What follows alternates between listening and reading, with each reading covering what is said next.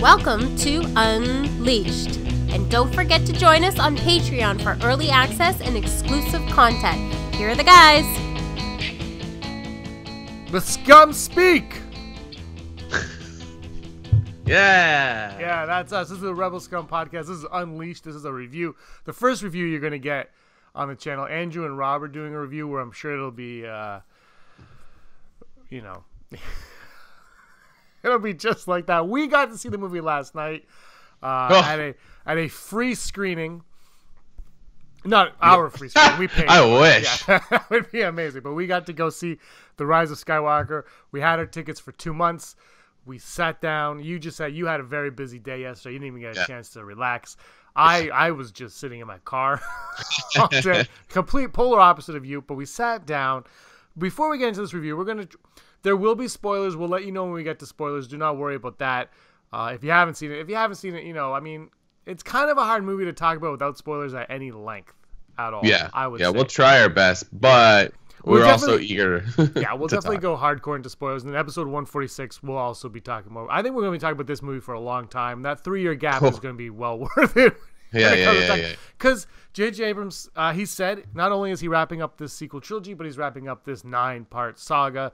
Yeah. And I have to say, right off the bat, we'll start with negatives and positives. But right off the bat, I thought they did a great job of wrapping up the sequel trilogy and also wrapping up the Skywalker saga. Yeah. No, it's. I'm still in the afterglow of this movie. It's like I got home, went to sleep. Yeah. But yeah, no, I fully agree. I'm sure. I mean, it's already I don't even want to go this aggro already, but it's already people are like, well, this is what's wrong with the movie. And I think it's because I think that's the question that people are gonna ask. It's like, is it satisfying? And I would say yes. I was very satisfying. I think the problem we're gonna encounter for the next 6 months of talking about this movie is what satisfies you? You know what I mean? So it's like what satisfies us might not satisfy the other fan, and I'm already encountering people on social media like that. So I going into it, I kept bringing up Endgame, and I thought they did it as well as Endgame did. Maybe not as good. I don't know, but it's not. It's also the characters and the situations. You can't compare them to Endgame because these are 3 separate trilogies, whereas Endgame is 10 years of individual movies that kind of all culminate into one. Calculated. Yeah, exactly. I don't know. I went in and, we've talked about this before, as I go into a Star Wars movie with the hope, not an expectation, a hope that I will leave the theater and it will be my favorite Star Wars film. Yeah. When I come out. And that was the case with The Phantom Menace. That was not the case with Attack of the Clones or Revenge of the Sith, which I know is everybody's favorite prequel. But for me, Phantom Menace just holds something. Everyone knows. This is nothing new. And then The Force Awakens was very close, but it wasn't. I always felt there was something off with Force Awakens. Last Jedi I liked a lot, but it wasn't. And look, I'm going to be completely honest. This was the first time I've left the theater watching Star Wars where I was like, this could be my favorite Star Wars movie. Yeah. And I don't know if that'll be the case when I see it again for a second time, a third time, 10 years from now. But right now, it's right up there with Return of the Jedi for me. And that's, that's all personal, obviously. But where would you, how did you feel coming out of it? I know how you felt, but. I just, as you said that, it's like, should we compare this to Return of the Jedi? Because it has a happy ending. Spoilers. Well, okay, we'll get into that in a little bit. But you know what I mean? But I feel like the vibe is the same. I've never seen Return of the Jedi in the theater, but it leaves you satisfied, I guess is the best way to put it. And it's just like, yes, this is what we've been striving through for 3 movies, and now this is what we've been striving through 9 movies. And now I'm just hearing all the trolls going blah, blah, blah, blah. But this is such a feat over 40 years of making this movie to end where it is. And one thing I did immediately think in the first 20 minutes of this film, and I think I said this to you, James, is this is exactly what George Lucas was trying to create since 1977. There's obviously it's a lot of CG, but it's that first 20 minutes of just action is just oh, this is what he's been trying to create. Like, what did you think of the first 20 minutes without giving any spoilers? I'll go into. So sorry, Aaron, I deviated. No, it's fine. Aaron actually didn't like the opening of the film. Ah, why? She loved the movie. I think it was like it's tops for her as well, but she didn't like the opening. She thought it was choppy, and I've been reading a lot of people saying that they found the pacing chopping. I will say I think The Force Awakens as a whole flows the best of all the Disney era films. I didn't really find it choppy. I don't know. I love I love the first. I loved it all. Yeah. But the opening, like crawl hit. Sorry. So I will say, I was like, whoa! Yeah, but I don't know. I will say my least favorite part of the movie was the crawl. I was talking to Robin Vogt from Brick City Blockade about this, and I was like, "Is it weird?" I'm like, because I've always like when I was a kid, I didn't read the crawl, obviously. Yeah. And now when I look at crawls, I'm like, they're just like information. And this one, I was like, I don't know. It felt lazy, and it felt like they had to do it, so they did it. You know what I mean? Like it wasn't really set. It was setting things up, but not really. And I was like, I'm pretty sure they could have worded all of this better. It was just like that for me was the weakest part of the movie, which I think is a great weakness to have. I think it's like I think you and I were talking for months. It's like all these characters and all these places and all these things they have to achieve. How are they going to do it? In that first 20 minutes and that crawl, you're like, yes. Yeah. I was like, Did they get Dwayne Johnson to be in this movie? Because it is Fast and Furious. And yeah, it is choppy. I was just to a point where I'm like, whoa.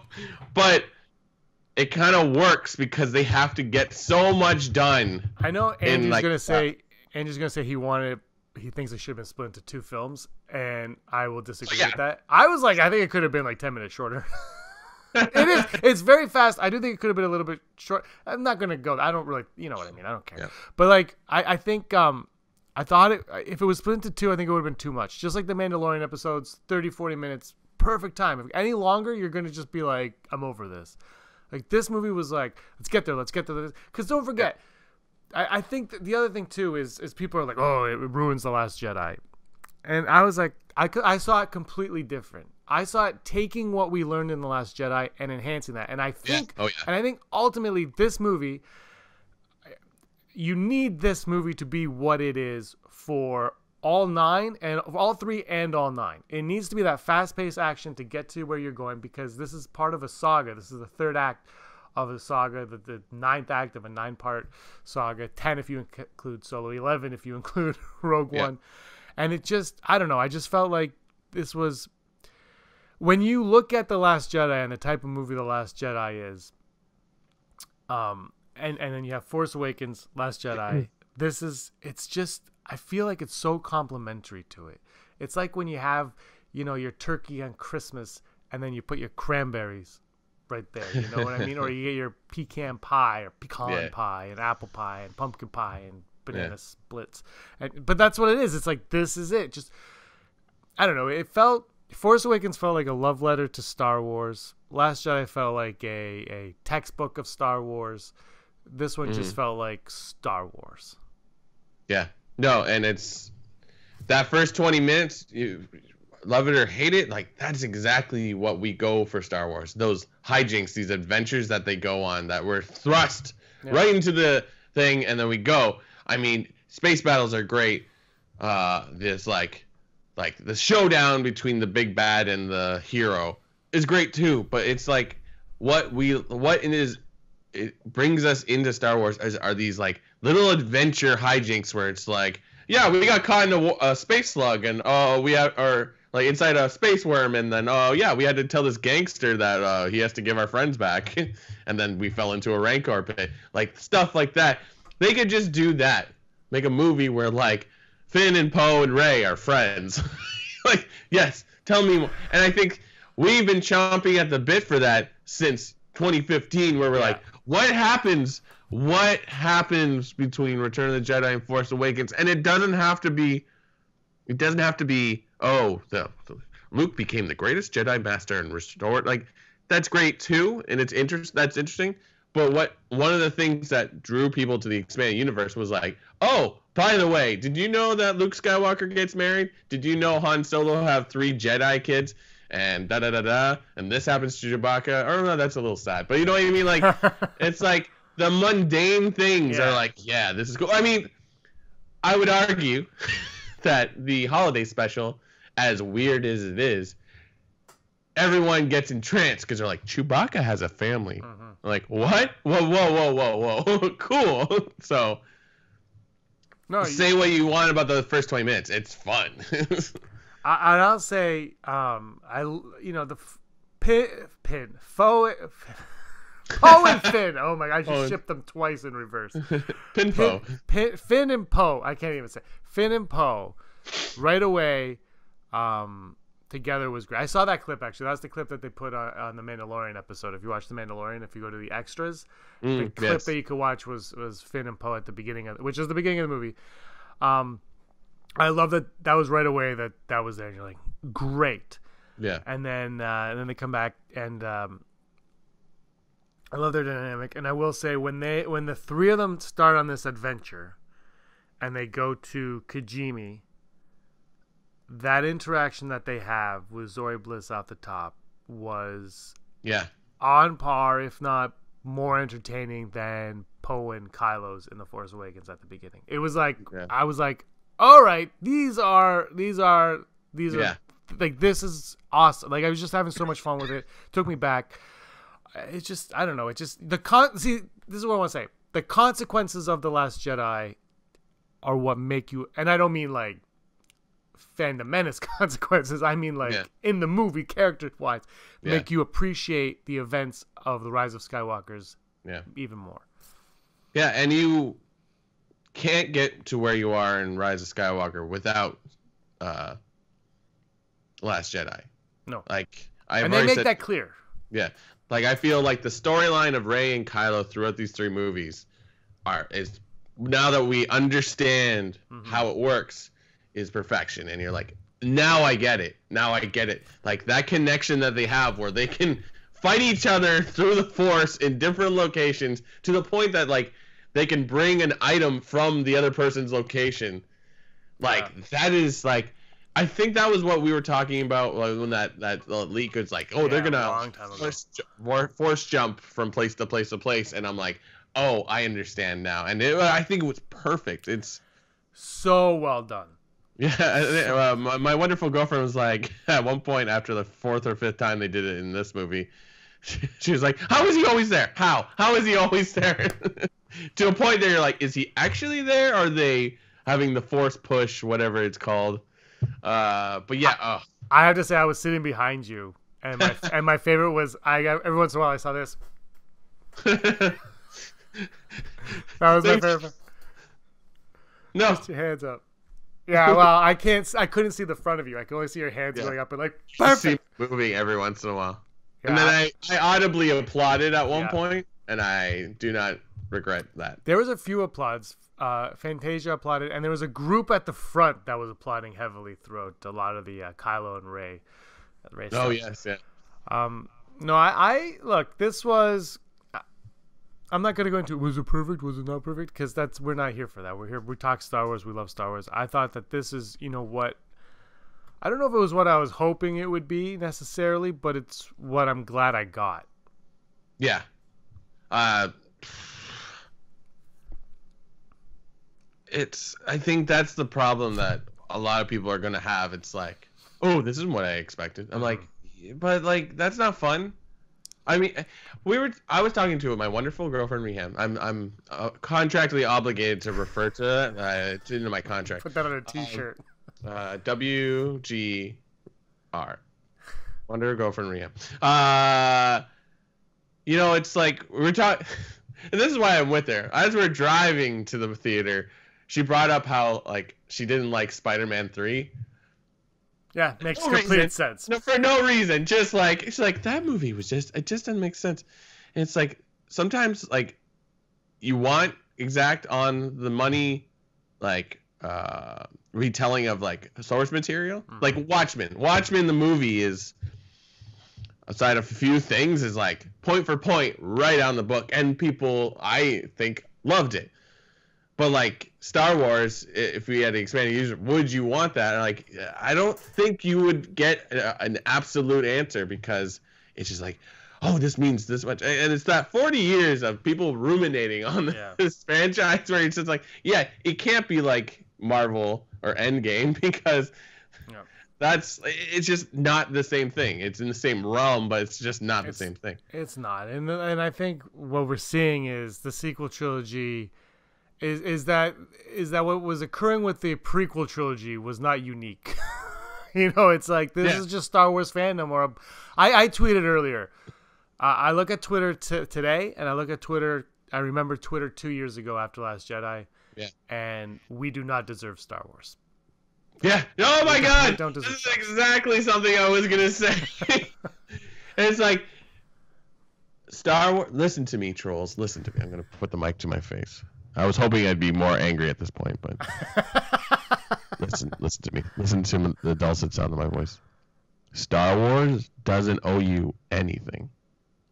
It doesn't owe you anything. It doesn't need to make Kevin's Star Wars. It doesn't need to make Joe's Star Wars. They're going to go do whatever they want. You owe Star Wars something. They have churned out, and I'm going to put the mic down now.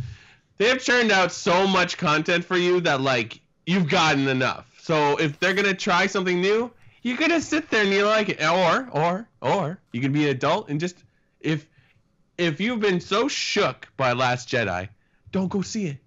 Don't go see it. That's the problem I'm having is, like, people that are giving their negative reviews. That's their opinion. I'm not crapping on that. But they're just, the way they say it with such malice, it's like, dude, you went and saw it. So, like, uh-oh.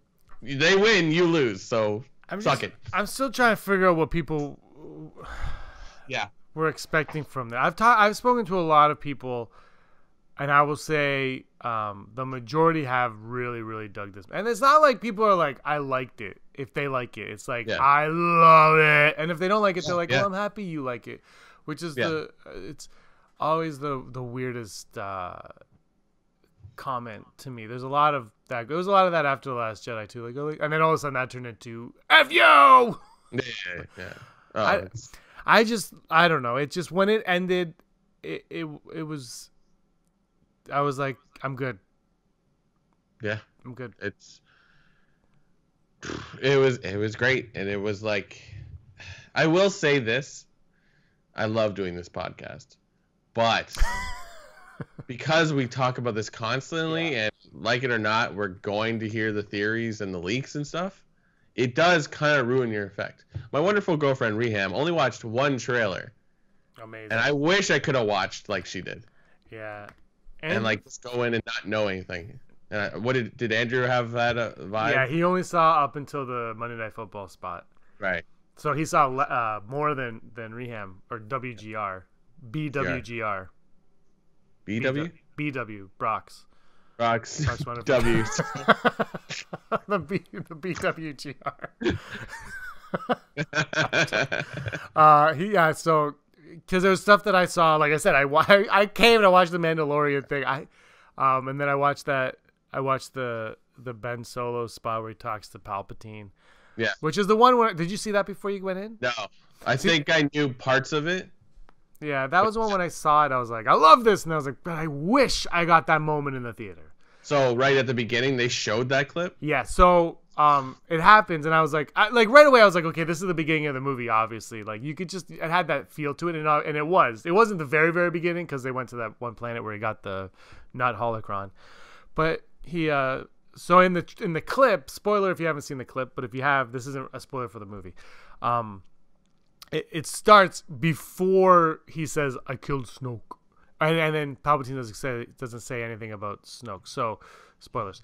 So, the clip starts with, my boy, I have been every voice you have ever heard. And so I do it. So, I was like, I'm really, like, that pumped me up big time. And the only reason I watched it was because of this podcast. And then I was like, it pumped me up. And I was also like, that's a moment I would have loved in the theater.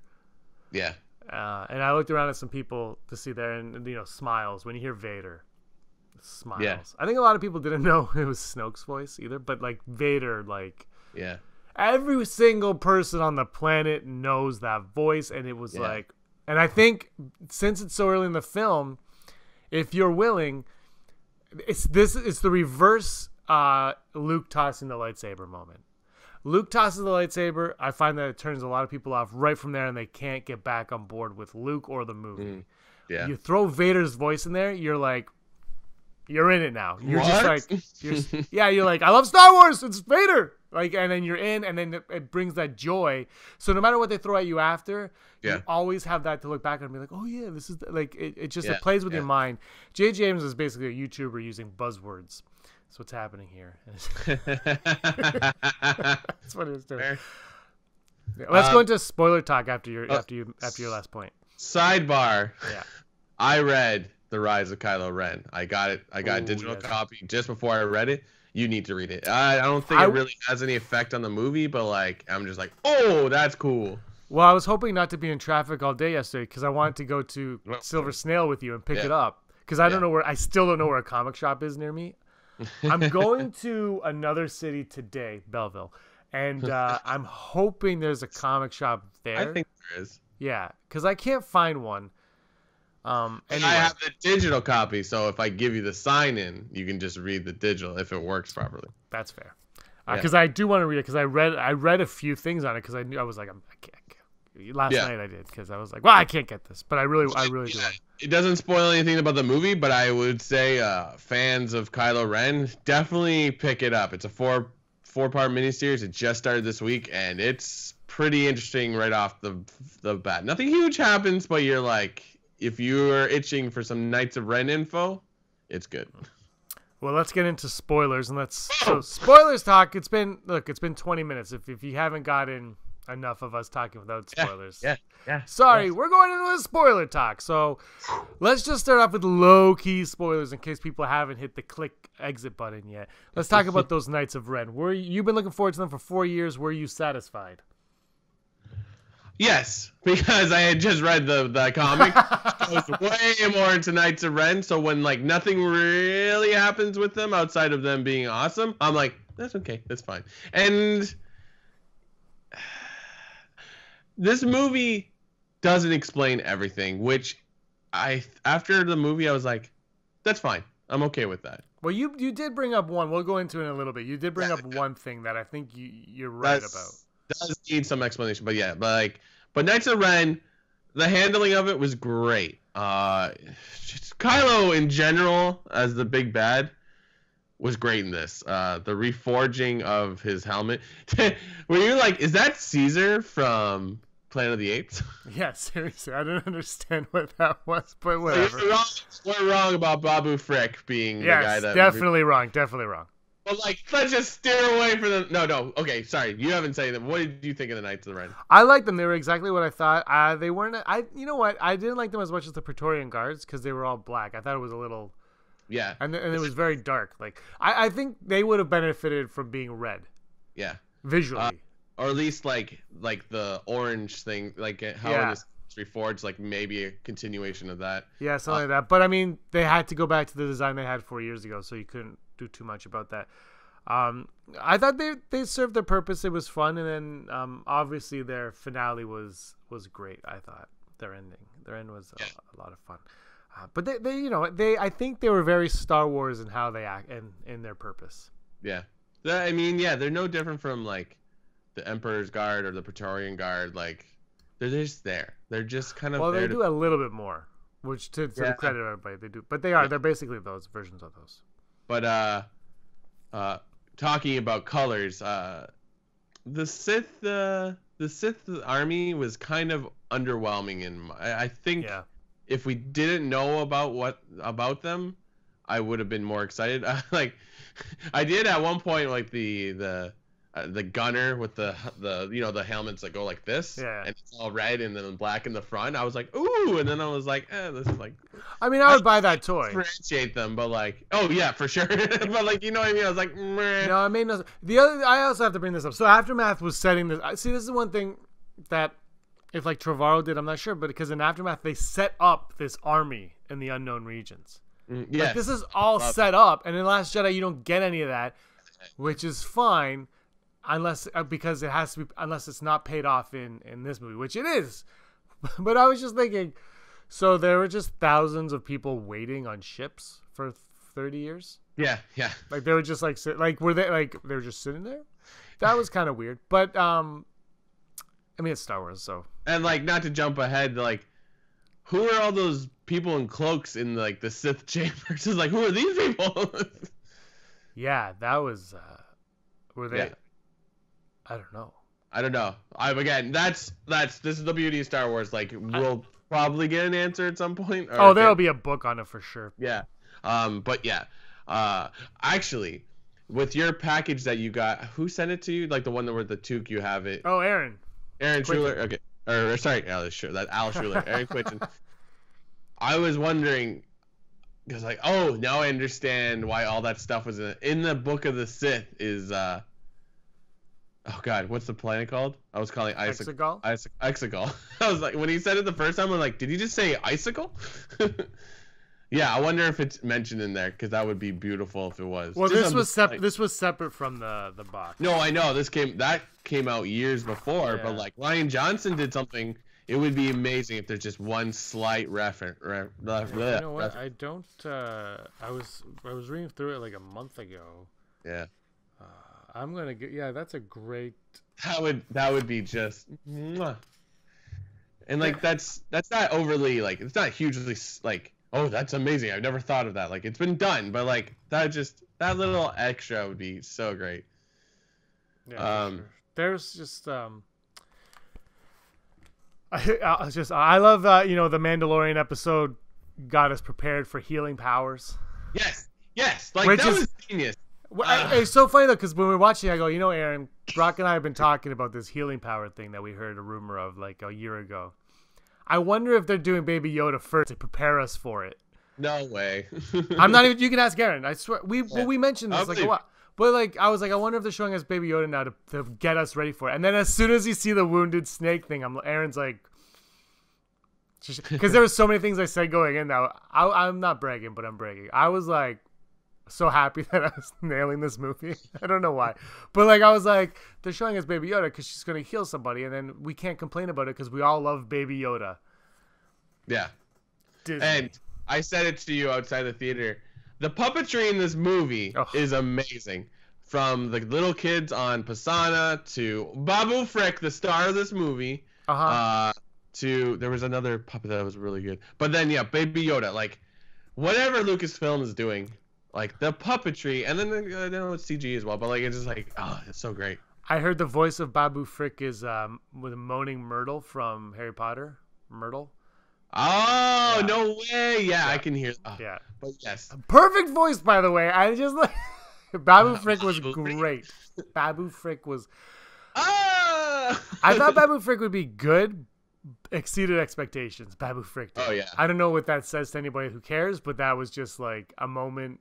Well, two moments, because 2 moments of the movie where I was just like, nailed it. What do you think of Zori? Zori Bliss, newcomer to the show. I liked her a lot. Though there were points where I'm like, why did we need new characters? But like, well, let me ask you this: who did you like better, Jana or Zori? Because I think I like Zori better. I like Zori better. I was hoping for more from Jana. I did like Jana. I didn't have a problem with Jana. Yeah, I did like Jana.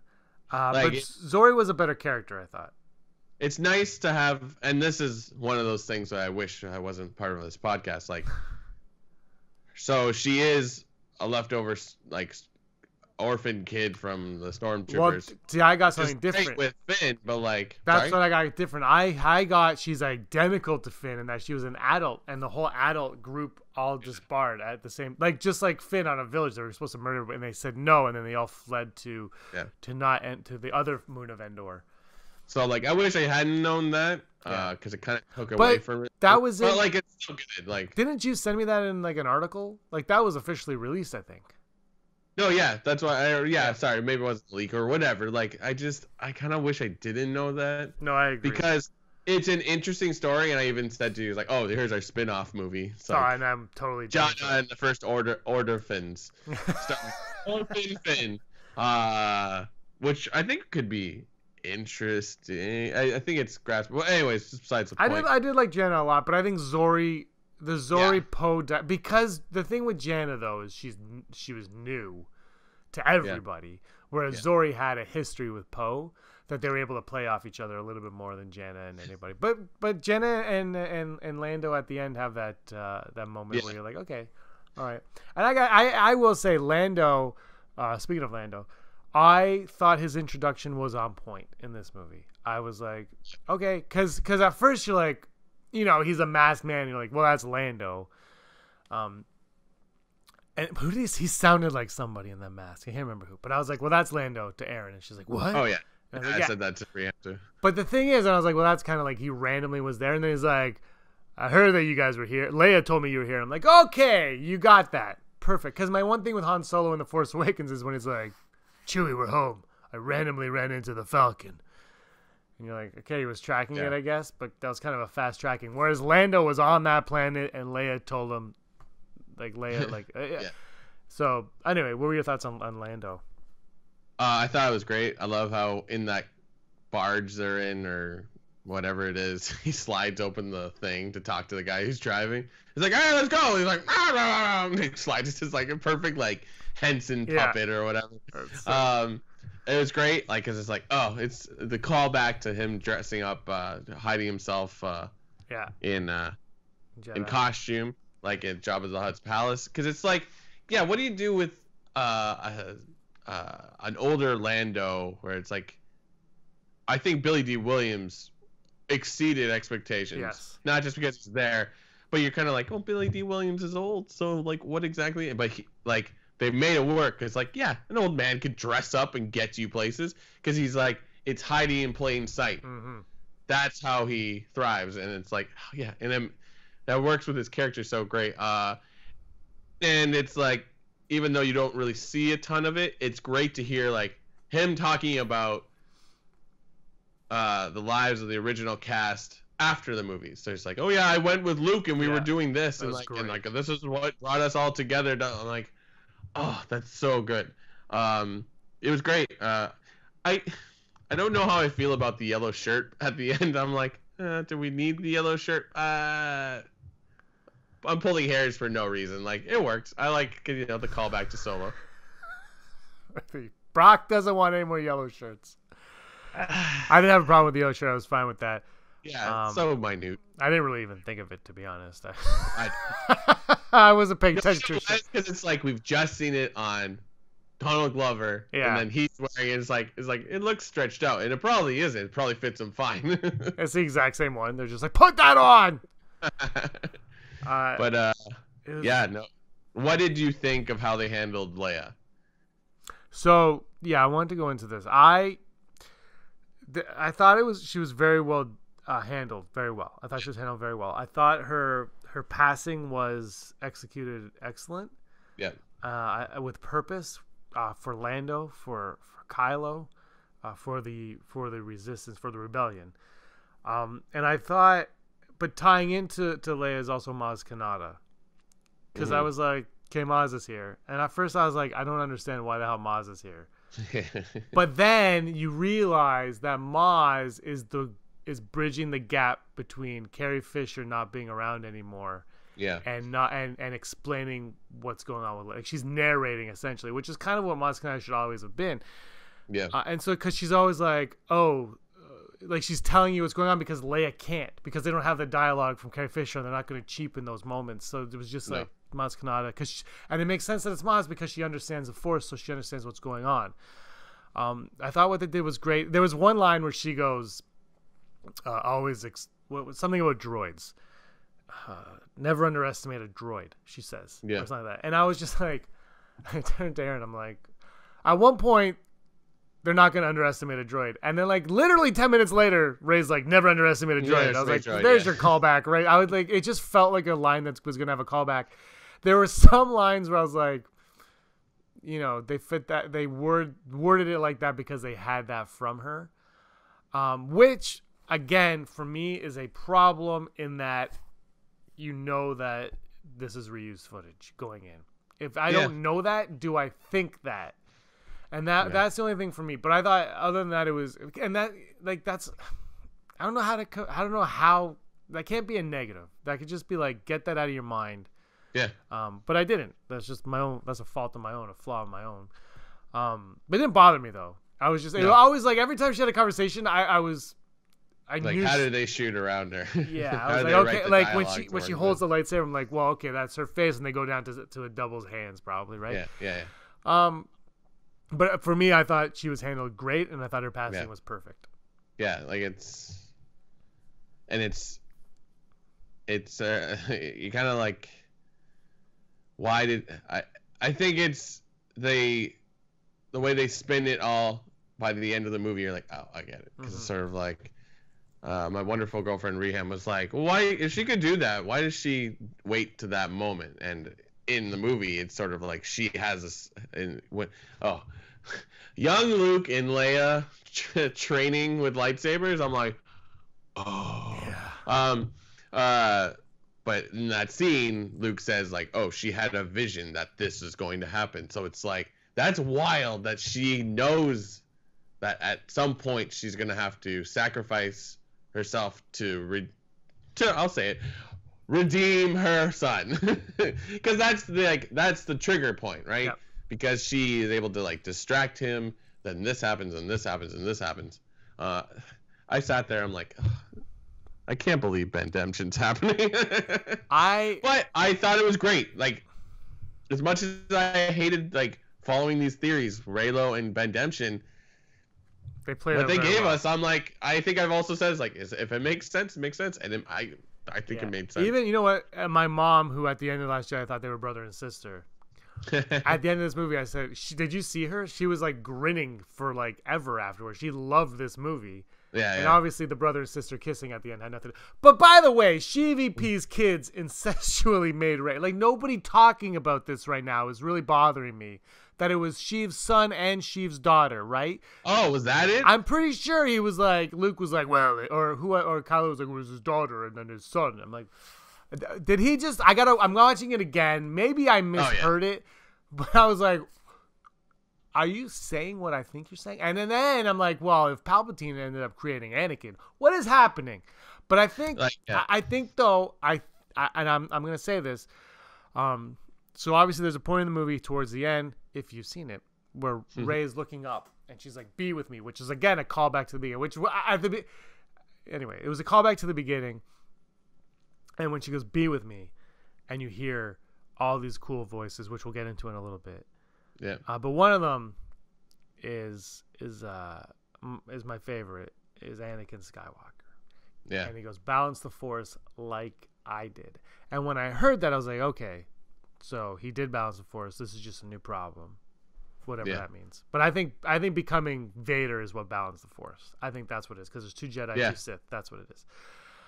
And then I think when he said that, I feel like that negates Palpatine creating him. Like, he was just a virgin birth. There's no more to that than that. Yeah. Palpatine didn't create him. That's what I took from that line. Yeah, I can believe that. Like, these are like the things that, like, if we never get a clear answer, I think it's fine. You know what I mean? Because we're overcomplicating things. Do I like the idea of like the Emperor created Anakin? I don't hate it. It kind of it works, but like it's still ambiguous. And like I love how they put out that issue of Darth Vader, and now that series is done, and it's just like, what? So, yeah. I mean, my main complaint about this movie is that how Palpatine is alive and his plan is a little like weak.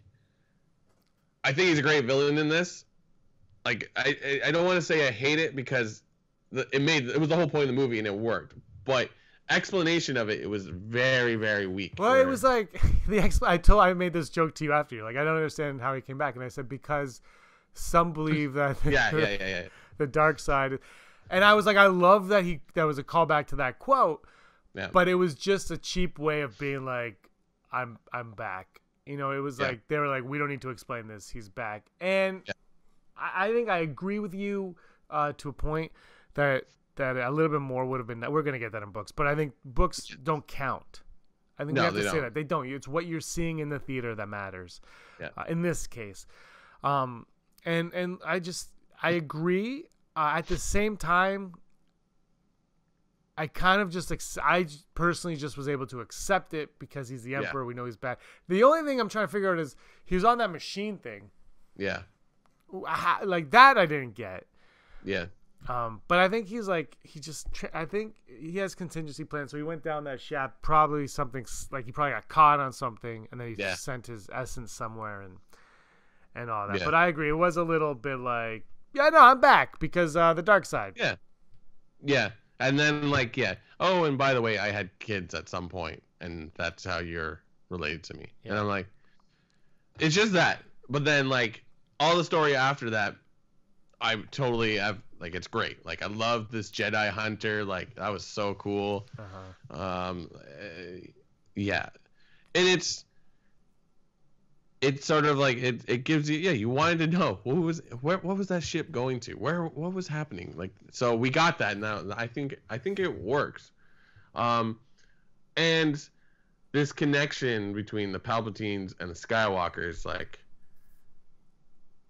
it makes so much sense. Absolutely. So like that, now you understand why they're able to connect like this, and you're like, oh, okay. And I don't want to throw out this Chosen One stuff, because it's like, I'm glad they never said like Chosen, right? I don't think they did in this. And it's like, I think it's so great because it's like, yeah, Anakin was the Chosen One to bring balance back to the Force, and he said, oh, I did it, but like, perhaps this is the truth, because like you can't get here without this, and you can't get here without this, and it all kind of stems from it. I know it's just the problem. If they had done something else where she wasn't a Palpatine, I would have been fine, because I just like I do hate that like the internet was kind of right on it. I kicked you when. Yeah, I know. I was like. Well, look, I said it a few weeks ago, right? I was like, I feel like at this point, Andrew was the first one to ever bring this up to me 4 years ago after The Force Awakens, and I wasn't really on board. But as I started thinking about it, and then you know what? I go back to Scream 3. I said like 10 months ago, watch Scream 3 and you will get the end. You will figure this movie out, and I think that's an accurate thing to say, because it always comes back to family, right? It goes right back around to family, and when you look at that, she has to be a Palpatine. It has to be Palpatine and Skywalker, because everybody was like Kenobi and Skywalker, but it's Palpatine and Skywalker. That's what it had to be for this entire 9-part saga. And once the Scream 3 kind of hit, and you realize that it's like there's no other solution for this to be a completely satisfying ending to 9 pictures. Yeah, it's true, because it just bothers me, right? Because I've said this before, like, until you have the prequels, the Emperor is like a plot device. Like, he's so inconsequential. Like, he's just a new villain. It's because Vader is no longer the villain by the time you get to Jedi. But yeah, I'm not discrediting the prequels, because I love Clone Wars, and like that whole era. It's just like, oh yeah, this makes so much sense. Like, that's so great. I love it so much. But it's just like, I'm still on the fence if I'm satisfied with it. But again, like, it's hard to say. I think my problem is, like, I love the story in this movie. It's just that part, I'm like, what? And they're explaining it in the first 20 minutes where you're like, whoa, what's happening? What's happening? What's happening? And it's dark. Everything is dark. Like, I thought that was like Solo dark. Like, I was like, just have a light on him, man. Yeah. Like, and like, I like this Sith temple on Exegol. It looks so similar to what we would see in like Rebels, like with that like low. Yes. Like, I love that. But like, I said to my wonderful girlfriend Reham when we were driving home, it's like, why would anyone want to be in the Sith if this is their main temples? Like, it's literally a nightmare. Like, there's lightning happening on it. And she's like, well, that's they're creating the light. I'm like, I know, it's still inside and it's a nightmare. It's absolute power, Brock. The Sith absolutely, whatever you want to. That's Sith, great, but Sith, like, no, but you could deal with the nightmare if you have absolute power and you're ruling the galaxy. By the way, what a dumb plan! You have absolute power. All you want to do is rule a galaxy. And then was his plan, if they couldn't stop them, to blow up every possible planet? Like, please, Lucasfilm, stop blowing up planets.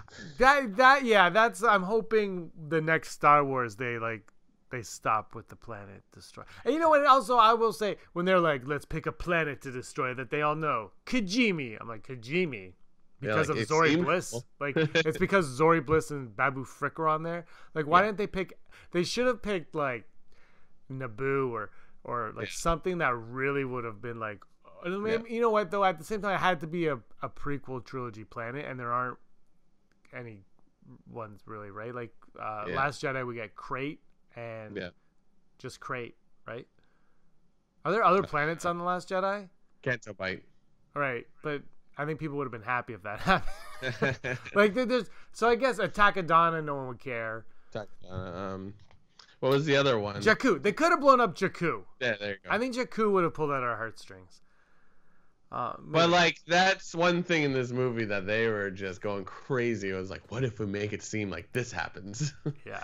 They're like, we're gonna take this away. Like, yeah. I'll say my second favorite last thing in this. My second favorite least favorite thing. Was I love Finn again. Oh my god, did I love Finn. We'll get into that in a second. Yeah. But 3 movies in a row, at the climax, he almost dies. Yeah. I'm like, when he was like, we're staying here. And Rose is like, no. And he's like, yes, Rose. I was like, okay, if he doesn't die this time, he's the Mary Sue of this whole thing. Like, he's just look, Finn, once again, I mean, the Rey and Kylo thing is my favorite, but he was like up there again, right? Like, I love Finn. I was so happy. Boyega crushed it again, and his little Force sensitivities that he was getting, perfectly, just enough for him not to be a Jedi, just enough for me to be like it wasn't helping him shoot anything down, but it was like you could feel Rey. I love that. Yeah. But him just his fake out on the death again. Were you disappointed that he didn't finish the sentence of I want you to know when they're sinking in the sands? Absolutely not. You? I was fine with it. I love that. Like, keep it ambiguous. Some things are better left unsaid. Is what I think. I still think Maz Kanata shouldn't have said who's the girl. That's the one that bothers me the most. Yeah. Here's the thing. So I was saying this to Andrew after the movie. The who's the girl line. It still bothers me. We get the answer. It still bothers me, even though they say Leia knew, Luke knew who she was. Han never knew. So since Han doesn't know, why couldn't that line just be like a scavenger? You know, like I love that they kept calling her the scavenger in this movie. Yeah. Oh, it was so good.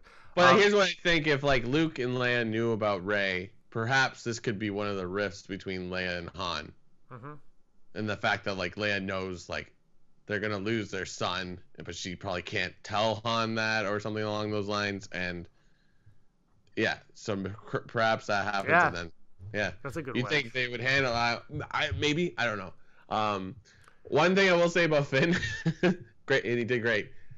Watch again when they're like on like a Kylo's ship, and I just like any time where like they're walking as a group and they're waiting to be like ambushed. Watch John Boyega, because especially in the one when they're trying to find Chewie on Kylo Ren's ship, he's just like running all over the place. He's like, yeah. It's just so funny because he's like, bam, bam, bam, bam. Oh, he's having the time of his he's having the time of his life with that. Yeah. But he does yell names. He yells Rey a lot. Yeah. Rey. No, I know some people were disappointed that he never finished the sentence. I'm like, no, like that that's a sentence you don't need to finish. Yeah. It's better left unsaid. Mm-hmm. And because I think everybody's expecting like I loved you or something like that, and if that's the case, she made out with Kylo Ren and is probably having Kylo Ren's Force baby right now. Let's be honest. He healed her in the stomach. He brought her back in the stomach, Brock. She's got a little Raylo baby cooking under there. But no, so I think then like if that happens and you ruin it, then you ruin. Like if you do that, you take away the Finn and Rose, and you take away the Finn and Rey, right? You kind of then you're committing, and I was okay with it. It was a nice little thing not to do, and I love that Poe kept bringing it back. I think some people are complaining a lot that like there's so many parts where people are laughing at the movie or with the movie rather. Like theater wise. I keep reading stuff like that. Like I thought it was too far. Like I'm laughing too much while I watch it. Yeah, they're like, why are people laughing so much in this movie? I'm like, it's hilarious. It's funny. Like C-3PO is the kills best it in this movie. That's the best C-3PO we've ever gotten. The low-key savagery of Anthony Daniels' dialogue in this is so good. Like it's like, I'm okay. You didn't say my name, but I'm also okay. But this is the thing that I think J.J. Abrams, or maybe Chris Terrio, who knows, but I think it was mostly J.J. Abrams. It's like he understands comedy. Yeah. And that when 3PO says all this, not one character in the movie acknowledges it. Never, which makes it infinitely more funny. Yeah. Because if you acknowledge it, it takes away from the joke. And no one did. And the whole time, every time he does something, you're like, oh my God, it's 3PO back there. It's like those shows from like the 90s where the dog can talk yes. or you can hear the dog's thoughts. It's like, look who's talking to. Yeah, that's what it is. It's 3PO where he talks. He's like, we should do that. It's like, well, if we do that, that will destroy my memory core. It's like, we should do that. Like, they crushed 3PO in this. And I thought R2 had a good... Look, R2 didn't get the ending that I was hoping for. But you know what? Maybe the story is not over and R2 has more stories to tell.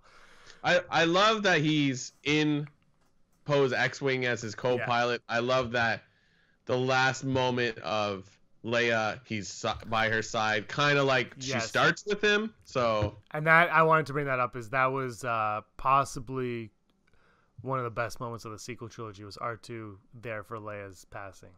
Because like you said, that's who introduces us to Leia. Yeah. I thought that was a great moment. Yeah, it was great. And his reaction, he's a droid and he still kind of does that. I thought that was fantastic. And without him, you don't it's the connection he has with Luke's X-Wing that they're able to figure out how to get to Exegol. And it's like, yeah, we were hoping for a huge moment for all the characters. And I think they did with R2, but it's, speaking of little droids, Dio. So great. Dio.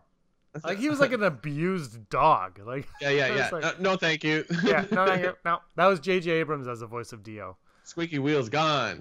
Thank you. Very nice. I like Dio. He wasn't over the top. He was used. He wasn't overly used either. He was in it when he needed to be in it. He got them where they needed to go. It was great.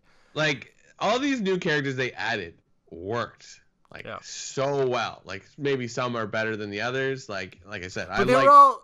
I think they were all necessary to the plot. Yeah, exactly. Like it's like Dominic Monaghan is he's just a rebel. There he is. And you know what? I feel like he wanted to be in Star Wars and J.J. Abrams put him in Star Wars because he could have got anybody to play him. Yeah, exactly. And he's just like, I'll do this for scale or something like that, you know. And Snap Wexley died. Yeah, as his stepfather shoots from the Millennium Falcon. Yeah. Did you catch that John Williams was in this as well? Yes, with the eye patch. Yeah, I was like, I know. Nobody reacted though. I don't know if anyone caught that. Yeah, you and I caught it. He had the eye patch in the bar. I was like, and I look around and everybody's like, you noticed it, James, and you thought you were alone. But no, I did. Which that line was cut out. Not only was that line cut out, but Disney removed that T-shirt from our store. What? I know. I was like, what? It's 3 words. It could literally mean anything. It's like all the way from Rogue One. I know. I'm like, but I do. But it got cut out of the movie, and so J.J. Abrams ruined my childhood and our financial standing. Yeah, we could have made that money or whatever. We will. I'll post it again, and they won't do anything but I do. All around it was great. Let's talk about those voices that Ray does hear. Who stuck out in your? We talked about Hayden Christensen. Well, I think it was Hayden Christensen. It sounded like him. Maybe it was Hayden Christensen with Matt Lanter like melded into one. Matt Lanter, who was in Mandalorian episode 6. Mandalorian in episode 6 is like it's not the last one, but it was hard because I'm like trying to listen. Like it's like so much Yoda is the one that you can pick out like immediately, obviously. And Mace. But yeah, Mace Windu. I think I was on the lookout for Samuel L. Jackson because we were talking about it recently. Like he gets mentioned, so like this is perfect. Is Ewan McGregor or not Ewan McGregor? Liam Neeson in it? I heard Liam Neeson, Ewan McGregor, Freddie Prinze Jr., Ahsoka, Ashley Eckstein, and there's 2 other Jedi, I don't know. So people who know Star Wars better than me will be able to tell me who those 2 female Jedi were that I heard. But it was funny because I was like, at the beginning when she's like, show me the way, she's like, nobody, the ghosts aren't talking to me. And I was like, so I turned down, I'm like, we're getting Mace Windu. Yeah. We're getting Mace Windu. She's like, what? I'm like, we're getting Mace Windu. It's like, stop talking. This is a movie. Seriously, I think she was getting annoyed. She's like, I know, I'm watching it. I was like, we're getting Mace Windu. Those were the voices that I heard. There might have been more. I don't know. But Yoda, obviously, and Frank Oz is a lying piece of poo. He said at the premiere that he was not in the movie. I guess technically he wasn't in it, but his voice was. You liar, Frank Oz. Yeah. So now Yoda has been in all but one Star Wars movie. Yeah. The original Star Wars movie is the only one he hasn't been in. Yeah. Freaking Yoda. Unbelievable. I always like that in the prequel, like Yoda being like the foil to the Emperor, while Anakin, Luke and Anakin. But yeah, do we know an actual like count on how many people are voicing in that section of the? You know what? While this is uploading to YouTube, I'll probably look at an article that'll tell me. But I haven't actually even looked at it yet because I was just like, who did I hear? And I might even be wrong on like Freddie Prinze Jr. I'm definitely not wrong on Ahsoka because J.J. Abrams even kind of let that slip. Yeah. Not slip. I think he wanted. You read that article, right? Where he was like, yeah, I would almost wonder if they would try to put as many voices in there, just like you can't hear all of them. Yeah, you know what like I mean? is Quinlan Voss in there? Is Jocasta new in there? Yeah, but that's like who knows? Maybe Cal Kestis in there. I haven't finished that Order. Don't spoil it. Neither have I. I didn't hear Ezra though. I was trying to hear Ezra. I don't know if he was there and I missed him. Not dead. Well, that'd be nice. I don't know. Get this. This freaked me out. So, and I mentioned this to Robin Vogt at Brick City Blockade and Andrew Fantasia earlier this week, because Kathleen Kennedy at the premiere said the Skywalker saga, this is over, but the Skywalkers may not be done. And they were like, why would she say that? And I said, picture this. A teenage boy or girl on a desert planet is walking one day and they trip over something and they reach down and they pull it up and the sand like all falls off their hand. It's all pretty looking. And they're holding this lightsaber in their hand, but they don't know what it is. And they go in, they examine it, and they turn it on in the room. And I pictured it a red saber, and I wanted it to be like Vader's or something. But anyway, whatever. That's what I'm like, picture that, episode 10 or 12 or whatever, right? Like 1,000 years in the future. When the movie ends and Rey put the sabers in the sand, I was like, this is the beginning of my movie. Isn't that like the ending of Jurassic Park where they're walking on a beach and they find something? Oh no, sorry, Jumanji. Yeah, Jumanji. It's Jumanji. Yeah. But whatever. I was the ending with Rey Skywalker, yellow lightsaber, twin sons. Oof. BB-8, the iconic shot from Jakku from The Force Awakens is now the iconic shot on Tatooine in The Rise of Skywalker. What did you make of that ending? I thought it was great. Do you think that's the actual original set, or do they make a new one? Because I think parts of the original set still exist in Tunisia. They do, yeah. Gareth Edwards went there in 2010, I believe. Yeah, so I wonder if they I'm reproducing it would be so. I love that she slides down the sand. That's a great question. I don't know, because I don't think they went to Tunisia to shoot. But then also, if they ever let that slip, everybody would know. Yeah. Right. Like, there's only one reason why you go there. Yeah. So yeah, I'm curious if we'll get an answer to that or not.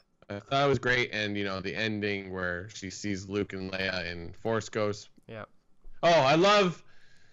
Not to deviate again. I love that Kylo becomes one with the Force. I love that, and Leia and him both like join the Force together, and it's like, it's so great. But like seeing Luke and Leia come over, like they're out watching, and it's like that's when she's like, "I'm Rey Skywalker." I'm in. Perfect. Yeah. Perfect. That's it. Like perfect. But then on that topic, does the title make more sense now? Because we were like, maybe it's like, this is how the family is created, which kind of works with how like Palpatine's family and their family, they kind of connect in a way. Yeah, I know. I mean, the simple answer is like, yes, she has risen up and she's a Skywalker. I'm like, seems Well, low. also Kylo Ren rose up and brought her back to life. Yeah. Right? So I think it has a few meanings. Right? I'm sure we'll get the correct answer and we'll be wrong on all fronts. I still love the title. Don't get me wrong, but now it's like now we have like, oh, is this what we thought? Like, I can't wait till we get to rewatch all our thoughts like 6 months ago. I can't wait either. It's gonna be awesome. The Rise of Skywalker. Yeah, I meant there's a few like, well, Luke lifted the X-wing. Yeah. Maybe that was the Rise of Skywalker. Yeah. I wish when the X-wing comes out of the water, you just see his door fly out and like assemble back onto the wing, because isn't it like the door of his hut supposed to be the X-wing, like part of the wing? Yeah, that's true. Yeah. Or like that's what people thought it was. Huh. Just like snaps on. It's like Axio, X-wing, X-wing wing. I love that moment. I thought Luke was great in this. I love that she went back to Acto to do so what we Luke could get did. porgs. So we could get porgs. So we could get James. porgs. That was the only reason. No, I thought they did that all wonderfully. I like that she was in a hood. Yeah. It took 3 movies, but finally Rey in a hood we got. Yeah. Ben Demption, we talked about that a little bit. He takes up the Knights of Ren. When she heals him, she heals his scar as well, which I thought was a nice little touch. I didn't even notice that. He looks like, well, look at the thumbnail to this video and you'll see. He's like 10 years younger. Like, it's fantastic. Yeah. I love that Han Solo moment he has with the Knights where he's like Han in front of on Endor. Like, yeah. I just, I don't know. I just thought that was done very well. I'm curious to see what. I haven't spoken to Andrew about Ben Demption or Christine Allison, our friend Christine Allison, who was very much against it. Do you think this was different enough from the Vader Ben Demption? By the way, Vader's was actually a Ben Demption. A redemption. The Anna Kendrick. Yeah. Anna Kendrick can. Well, you know, Rey is basically like, she is Anakin. Had Anakin been strong. Yeah. Yeah, I don't know. I see, that's the thing. I can't really criticize Ben Demption because I really didn't listen to any of it. Just the underlying No, that's fine. Yeah, That's like, it's like he will be redeemed at some point. But I've never actually listened to any of the theories per se, I don't think. But I think it worked great. Like, I like that, like, he doesn't really, he's not the catalyst to make everything work.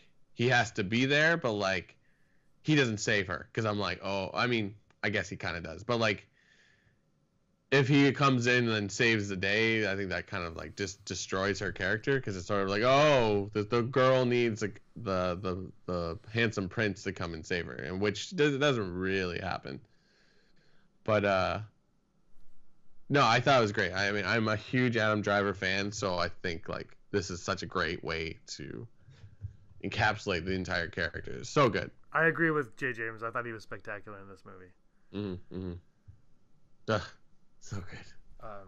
Sorry, everybody is now like, what did you think? I just saw it. So I'm going to respond with, I'm recording. Get out of my face. How did you see a movie this early? Sorry, 1 second. Yeah, no worries. Babu Frick. Babu Frick was the best, obviously. What else is there that I really wanted to talk about? Anything you really wanted to talk about that's like amazing in this movie? I mean, obviously the whole movie's amazing. Ewoks, that was great. Thank you so much. That's where I just applauded. Yeah, it was. Oh God, it was. You know what? It was a Gungan away from making me the happiest I could ever have been. Yeah, exactly. I did. Sorry. I thought at some point that maybe we'd see Naboo again, because. Well, we got Cloud City. Yeah. Yeah, and Jakku again. But what else in this movie is amazing? Oh, the possible loss of Chewbacca midway through this movie, where it was just like, why would you do this? I saw your reaction, Aaron. Aaron almost cried. Yeah. Andrew, I think, was upset. My sister was in tears. My friend Marsha was. I think Rob left. I was like, what? what?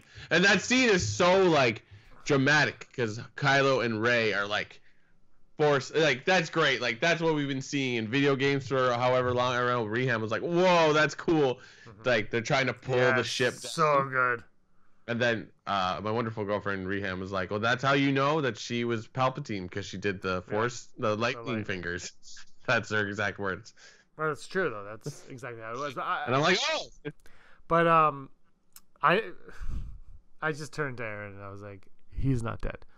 Yeah, no. In my head, I was like, what the fudge? And then like, wait, there's a scene with him and Lando that hasn't happened. Yeah, yet. I forgot about that, but that was great. But it was also like he couldn't be gone because he had the dagger. Like there was like too much. Now they didn't end up needing the dagger, obviously, but there was too much riding on him, and it just felt like the way this movie was going was everyone complained Han and Luke died. Everyone complained everyone died. Blah blah blah. They needed to be moments for the existing characters. So there was a part in it when I was like, I had faith. I'm like, Lando and Chewie are making it out of here alive. You knew Leia was gonna go, but Lando and Chewie, I had a feeling were both going to make it out alive. And I love that she gave him the medal at the end. I'm guessing that was Han's medal. I really like that. Yeah. Because then I'm like, because I was like, oh, wait, no, they already solved this in the Chewbacca comic. They already said he had one and he gave it away. But yeah, I think it's Han's medal. It's like, this is for you. It's like, yes, Chew Jemchin. Justice for Chewbacca. Chew justice. Just chew it. But yeah, that was like this movie. They're like, we'll kill this person. No, we won't. Yes, we will. No, we will. No, we won't. And I'm like, oh, you. Yeah. Sometimes I get a little bit taken back by that. It's like, do we need that all the time? Like the Finn one was the one for me.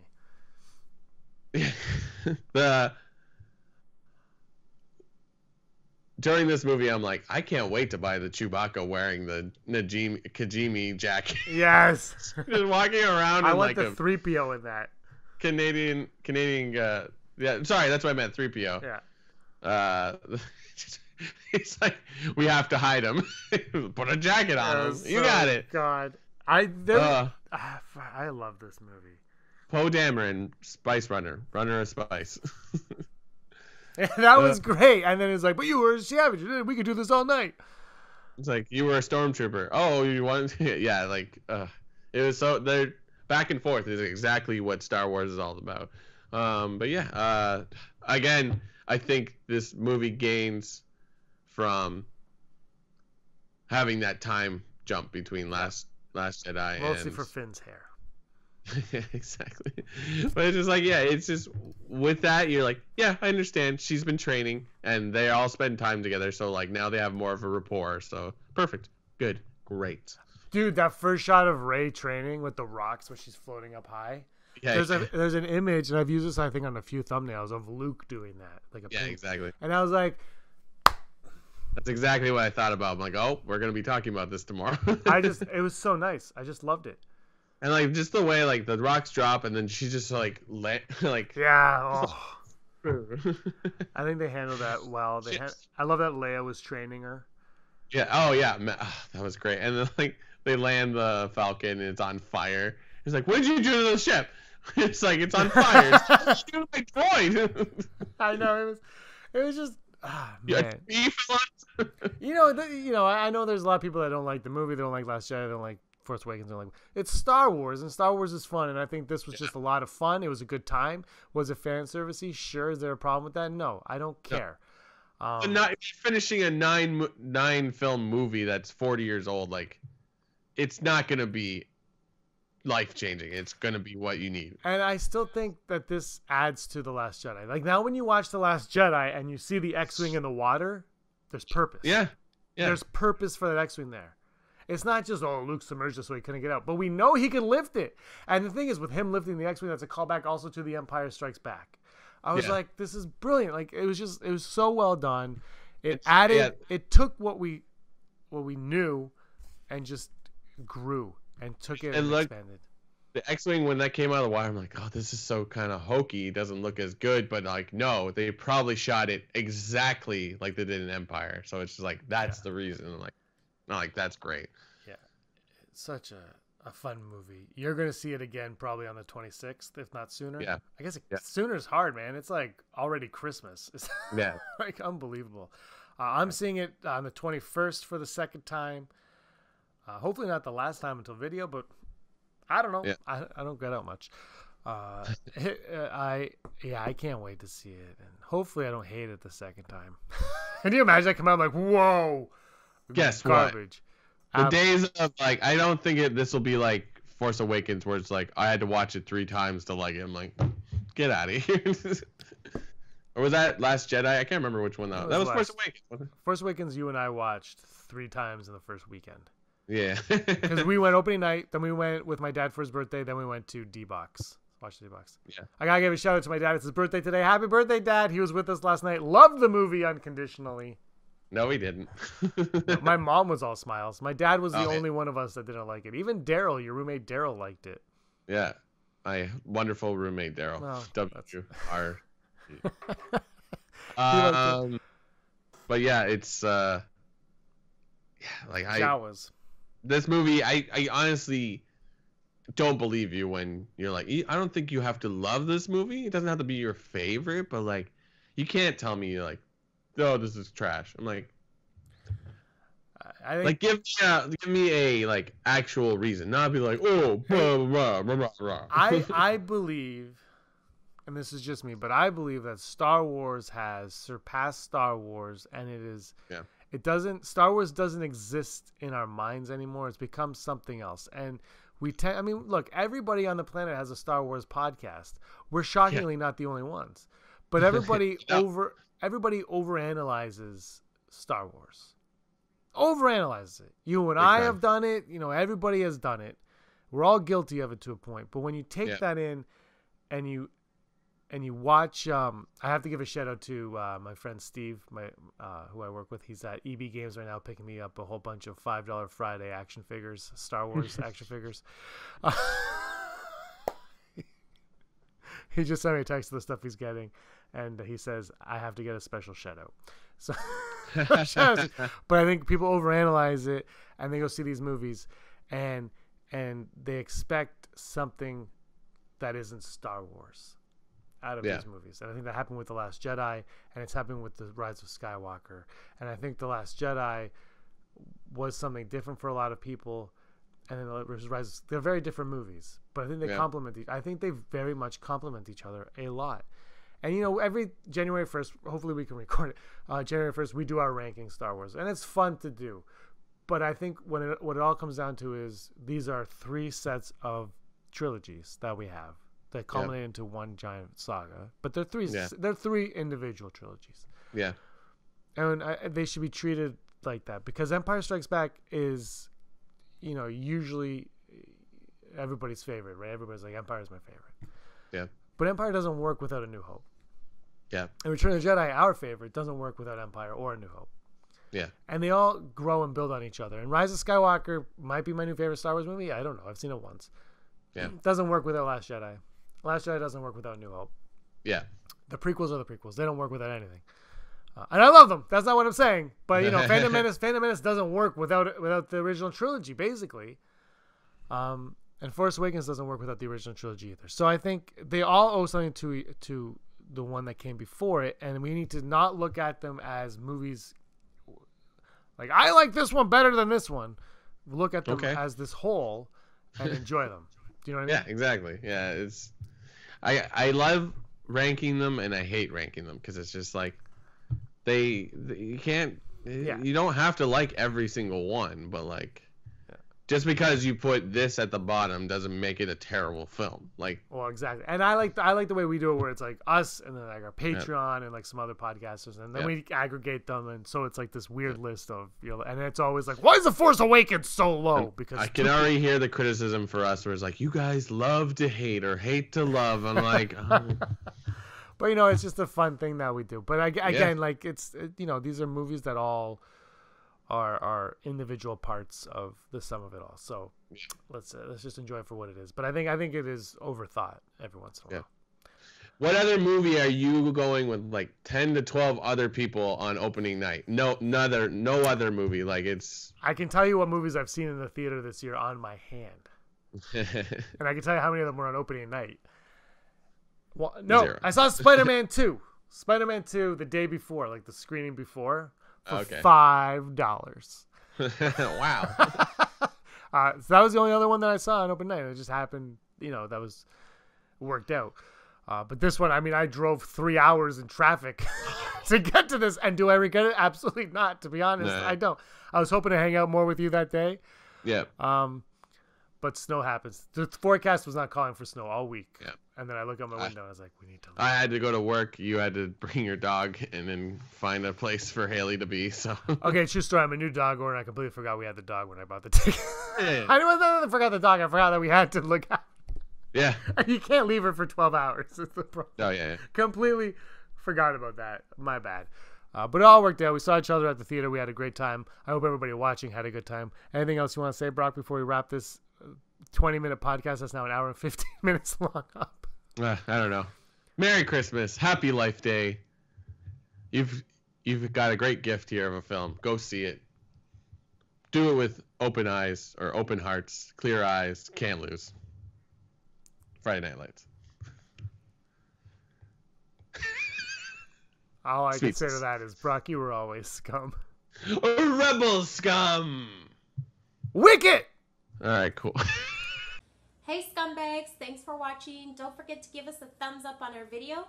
As always, please subscribe to our YouTube channel, Rebel Scum Podcast, for all the latest videos.